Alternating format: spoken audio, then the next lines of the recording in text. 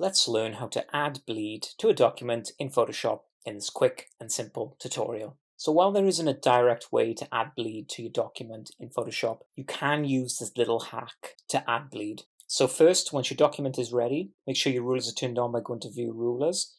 And from there now we're going to drag out 4 guides to the edges of the canvas. So 1, 2, and they should snap in place to the edge. 3, and then lastly 4. Next now we're going to go to Image, Canvas Size.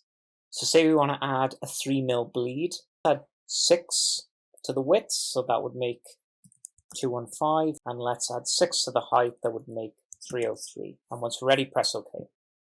So now you can see the canvas size has increased and we've got this 3mm bleed around to play with. So once you've increased your canvas size, make sure all your artwork exceeds the guidelines and into the bleed area. And then once you're happy, make sure the document is saved. Now the problem you have with Photoshop is when you come to export, there isn't a simple way to add any crop lines or bleed marks to the document. So let's just go to File, Save As, and I'll show you how this looks. So if we save this as a Photoshop PDF, for example, press Save, you can see now in the Save As PDF, there's no option to add crop or bleed marks as there is, say, in something like InDesign. Some printers will just print without the crop marks, so you could just save it and send to the printer and explain. But if you do need crop marks, you will need to add them in another way. You can use the print option and then simply go to the print in marks and turn on your corner crop marks or other marks. But this is for personal printing and you wouldn't send this to a professional printer. So when you're at this point, what I think it's best to do is come into InDesign. So let's create a new document.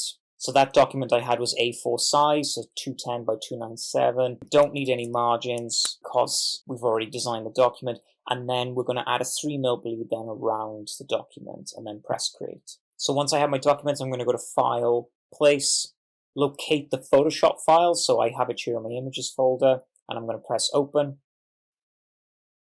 Click the PSD so it lands into the document, and then I'm simply going to use the Align tool then, align to page and just center it, and you'll see now it's lining up perfectly with the bleed and the full width of the document.